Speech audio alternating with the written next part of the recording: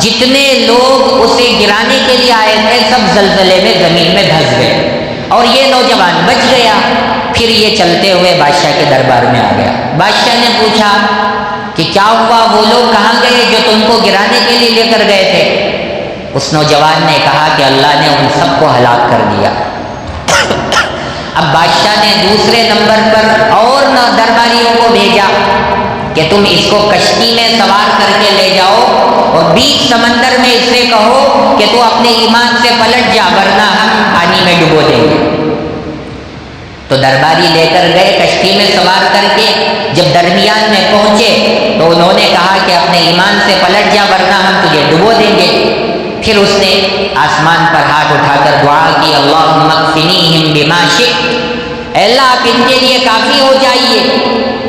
تو اتنا کہنا تھا کہ جتنے لوگ اسے ڈبانے کے لیے آئے تھے سب ڈوب گئے، یہ بچ کر پھر بادشاہ کے دربار میں آ گیا۔ اب اور زیادہ لوگوں میں چرچا ہو گیا کہ فلاں نوجوان تو اتنا طاقتور ہے اور اس کا ایمان اتنا پختہ ہے، اس کا رب اتنا صحیح ہے کہ ہر موقع پر ہر مصیبت پر اللہ اس کی مدد کر رہے ہیں۔ تو اب اس نوجوان نے بادشاہ سے کہا کہ دیکھو اگر تم مجھے مارنا ہی چاہتے ہو، تم جتنی کوششیں کرو گے میں نہیں مروں گا، اگر تم کو مجھے مارنے ہی کی خواہش ہے تو میں اس کا طریقہ بتلاتا ہوں۔ اور کون آدمی ہے جو خود کو مارنے کے لیے دوسروں کو طریقہ بتلائے کہ مجھے مار دو، اس طریقے سے مارو گے تو میں مر جاؤں گا؟ کوئی نہیں ہے۔ لیکن اس وقت اس نوجوان نے بادشاہ سے کہا بھرے دربار میں کہ میں تم کو ایسا طریقہ بتلاتا ہوں کہ اس سے میں مر جاؤں گا۔ اس نے کہا کہ ایک میدان میں تمام لوگوں کو جمع کرو اور میرے پاس ایک ترکش ہے۔ ترکش کسے کہتے ہیں؟ بیگ میں، تھیلے میں تیر رکھے جاتے ہیں اور جو کمان ہوتا ہے اس کمان میں تیر کو ڈال کر پھر مارا جاتا ہے۔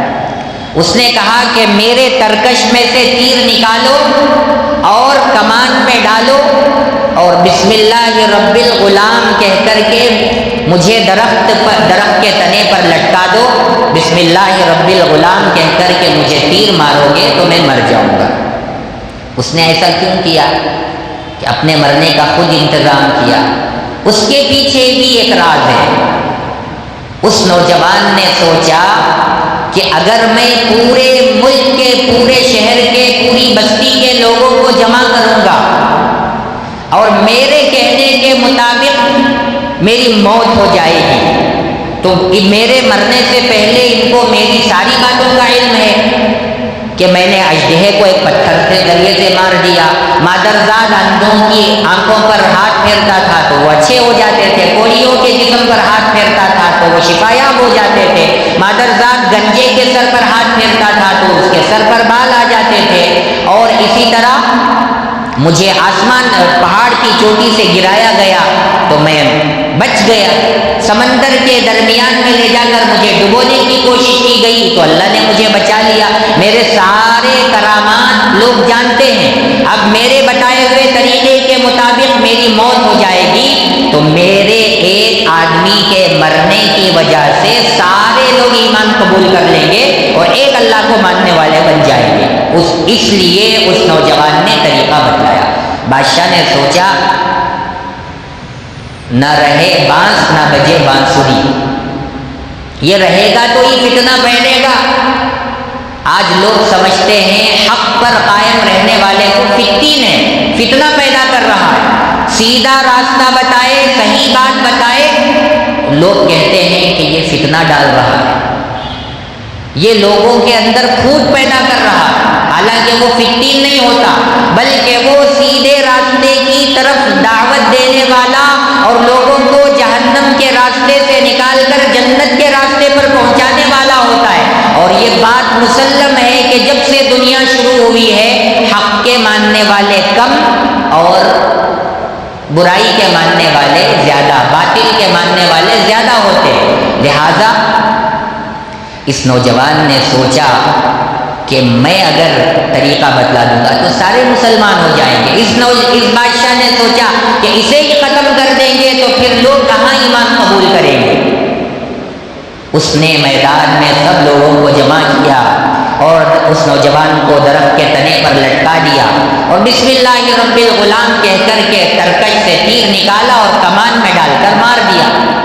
تو تیر کا اس نوجوان کے جسم کو چھونا ہی تھا کہ وہ نوجوان شہید ہو گیا، اس کی موت ہو گئی۔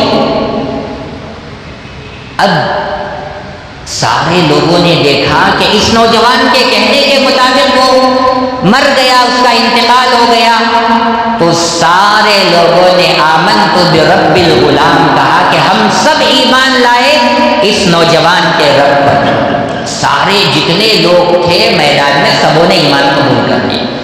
بادشاہ نے دیکھا کہ ارے پوری کایا پلٹ ہو گئی، ہم تو چاہ رہے تھے کہ اس کو ختم کر دے، سارے لوگ مسلمان ہو گئے، ایمان والے ہو گئے، اب کیا کریں؟ بادشاہ کے درباری نے، وزیر نے کہا کہ یہ تو بہت برا ہوا، ہم جس چیز سے لوگوں کو بچانا چاہتے تھے اسی کے خلاف ہو گیا۔ خیر، ایمان والے جب ایمان قبول کر لیتے ہیں تو ان کے ایمان کی آزمائش ہوتی ہے، امتحان ہوتا ہے۔ تو بادشاہ نے راستے کی ابتدائی جگہوں میں، سڑک کے کنارے پر جگہ جگہ بہت سارے گڑھے کھدوائے، خندق گڑھے کو کہتے ہیں۔ جنگ خندق جو ہوئی ہے مدینہ المنورہ میں، بہت بڑا گڑھا کھودا گیا دشمنوں سے بچنے کے لیے کہ وہ ہم تک نہ پہنچ سکیں، تو خندق گڑھے کو کہتے ہیں۔ تو گڑھے اس بادشاہ نے سڑکوں پر کھدوائے اور اپنے فوجیوں کو حکم دیا کہ جتنے لوگوں نے اس نوجوان کے رب پر ایمان قبول کیا ہے سب کو گڑھے میں ڈالو، دفن کرو، ان کو جلا دو۔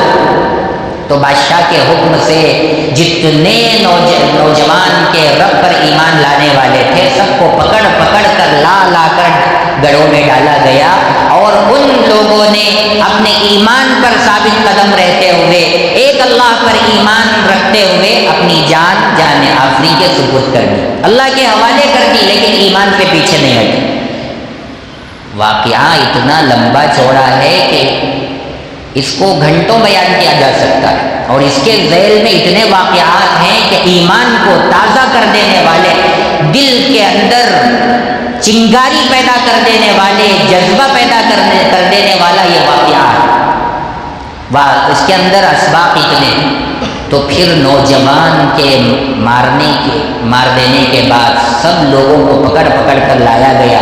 اس میں ایک واقعہ لکھا ہے کہ ایک ماں کو گڑھے میں ڈالنے کے لیے لایا گیا جس میں آگ دہک رہی تھی، تو آگ کو دیکھ کر ماں پیچھے ہٹنے لگی، تو چھوٹے سے معصوم بچے نے اس ماں سے کہا کہ ڈرنے کی ضرورت نہیں ہے، تم کود جاؤ آگ میں، اللہ تمہارا مالک ہے، اللہ تم کو سکون پہنچانے والے۔